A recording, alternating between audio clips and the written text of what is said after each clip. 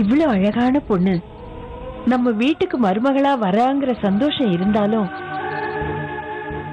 அதுக்கப்புறம் நடக்க போறத நினைச்சாலே எனக்கு ஒரு பக்கம் பயமா இருக்கு. உண்மைதான், நானும் அதை நினைச்சுதான் பயந்துட்டு இருக்கேன். இப்படி ஒரு கல்யாணத்தை பண்ணி அந்த பொண்ணுக்கு துரோகம் பண்றதை விட பேசாம நிறுத்திடலாமான்னு யோசிக்கிறேன். எப்படி அத்தை நிறுத்த முடியும்? இவ்வளவு தூரம் வந்ததுக்கு அப்புறம் இந்த கல்யாணத்தை நிறுத்துறதுல எனக்கு விருப்பம் இல்லம்மா. நாளைக்கோ அல்லது நாளைய மறுநாளா முகூர்த்தத்தை வைக்க போறோம். அப்புறம் எதுக்கு இந்த தேவையில்லாத பேச்செல்லாம்? நம்ம வம்சத்தை தொடர்ந்து வர்ற அந்த தோஷம் அந்த பொண்ணை பலி வாங்கிட கூடாது இல்ல? கல்யாணம் ஆனா கண்டிப்பா அந்த பொண்ணு இறந்து போகுன்னு சொல்றதுக்கு நீங்க யாரு? இவன் ஜாதகம் தான் சரியில்லை, போனா போகுது. ஒருவேளை அந்த பொண்ணு ஜாதகம் நல்லா இருக்கலாம்ல?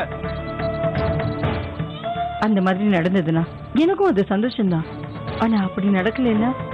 கெட்டது நடந்துச்சுன்னா அது விதிவசம். இப்படியே எத்தனை காலம் தான் பேசிக்கிட்டே இருப்பீங்க? இப்ப என்னையே எடுத்துக்கங்க. என்னோட முதல் மனைவி இறந்தப்பவும் இதே மாதிரி தான் வேதனைப்பட்டீங்க. அப்புறம் என்ன பண்ணீங்க? 6 மாசத்துல நீங்க எனக்கு கல்யாணம் பண்ணி வைக்கலையா? அவ விஷயத்திலயும் இதே தான் நடக்க போகுது. ஒருவேளை அந்த பொண்ணு இறந்து போச்சுன்னா அவனுக்கும் இதே மாதிரி கல்யாணம் பண்ணி வைப்போம். அவனை மூலையில உட்கார வச்சு முக்காடு போட போறது இல்ல. இன்னொரு சம்பந்தம் பார்ப்போம், அதுலயும் இதே பிரச்சனை தானே வரப்போகுது. அப்படின்னா அவனுக்கு கல்யாணமே பண்ணக்கூடாது. இந்த குடும்பத்தோட வாரிசுக்கு முற்றுப்புள்ளி வச்சிடலாம். அந்த மாதிரியே பண்ணிடலாமா? அதுக்கு நான் ரெடி. கண்ணு சரியா தெரியலங்கிறதுக்காக கண்ணை எடுத்து வெளியில போட்டுட முடியாது. என்ன மருந்து போட்டா சரியாகும் தெரிஞ்சுக்கிட்டு அந்த மருந்து போடணும். அப்படியா? அப்ப அதுக்கு உண்டான மருந்து என்னன்னு சொல்லுங்க. அதெல்லாம் சொல்றதுக்குன்னு சில பேர் இருக்காங்க. நம்ம ஜோசியரை உடனே வர சொல்லுங்க. இதுக்கு என்ன பரிகாரம் நம்ம கேட்போம். ஒரு சாபம்னு இருந்ததுன்னா அதுக்கு விமோசனம்னு ஒண்ணு கண்டிப்பா இருக்கும். அது இருக்கோ என்னமோ, இந்த சம்பந்தத்தை கெடுக்காம இருந்தா நல்லா இருக்கும். இந்த சம்பந்தத்தை நினைச்சு நான் பெருசா கனவு கண்டு வச்சிருக்கேன். அந்த கனவை உடைக்காம அது பழிக்கிற மாதிரி ஏதாவது பண்ணுங்க. ஒரு அப்பாவா உங்களுக்கு அவ மேல இருக்கிற பாசத்தை பார்த்து சந்தோஷப்படுறதா, இல்ல இருக்கிறது எல்லாத்தையும் தூக்கி கொடுத்துட்டு நிக்கிறேன்னு சொல்ற உங்களை பார்த்து வருத்தப்படுறதான்னு எனக்கு புரியவே இல்லைங்க. பாரு லட்சுமி, நான் இந்த உலகத்துல பிறக்கும் போதே சொத்து சுகத்தோட பிறக்கல. பசியோட பிறந்தேன், பசியோட வாழ்ந்தேன். நீ என் வாழ்க்கை துணைவியா வரும்போது கூட நான் ஏழையா தான் இருந்தேன். அதுக்கப்புறம் வாழ்க்கையில கஷ்டப்பட்டு எவ்வளவோ சோதனைகளை சந்திச்சு படிப்படியா நான் இந்த நிலைமைக்கு உயர்ந்து வந்திருக்கேன். எப்படி வாழ்க்கையை கடத்த போறோன்ற பயம் கஷ்டம் எனக்கு இல்ல. ஒருவேளை உனக்கு இருந்தா அதுக்கு என்னால பதில் சொல்ல முடியும். நீங்க என்ன தப்பா புரிஞ்சுக்கிட்டீங்க.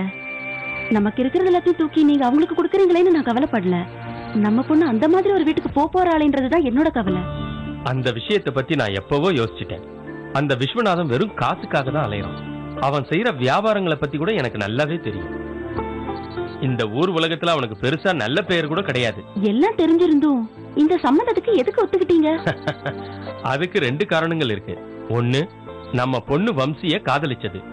2வது, வம்சிக்கு அவங்க அப்பாவோட குணம் கொஞ்சம் கூட கிடையாது. இப்ப சொல்லு லட்சுமி, நான் எடுத்த முடிவுல ஏதாவது தப்பு இருக்கா? உங்ககிட்ட பேசி ஜெயிக்க முடியாது. இப்ப நீங்க விளக்கம் கொடுத்தது கேட்டதுக்கு அப்புறம் என்னால எதுவுமே சொல்ல முடியல. ஆனா ஒரே ஒரு விஷயம் மட்டும் சொல்றேன். உங்களுக்கு பொண்ணா பிறந்தது அவளோட அதிர்ஷ்டம். தூங்கிட்டாங்க. வாங்க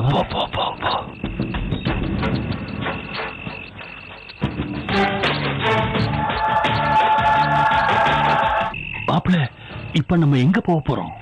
மாமா, எந்த கோயில்ல என்ன அவமானப்படுத்தினாங்களோ அதே கோயில்ல அதே தெய்வத்துக்கு முன்னாடி கல்யாணத்தை பண்ண போறேன். நான் யாருங்கிறத இந்த ஊர்ல தெரிஞ்சுக்கணும்ல. ஆமா, ஐயருங்க அவர் வந்துகிட்டே இருக்காரு. வாங்க. உங்க கல்யாணத்தை ஜாம் ஜாம் நடத்தி விடுறேன். வாங்க வாங்க. என்னோட தட்சணை மட்டும் கரெக்டா வந்து சேர்ந்துடணும். அதெல்லாம் கரெக்டா வந்துரும். நீங்க வாங்க. இருங்க இருங்க இருங்க இருங்க இருங்க. தெரியுது. சீக்கிரம்.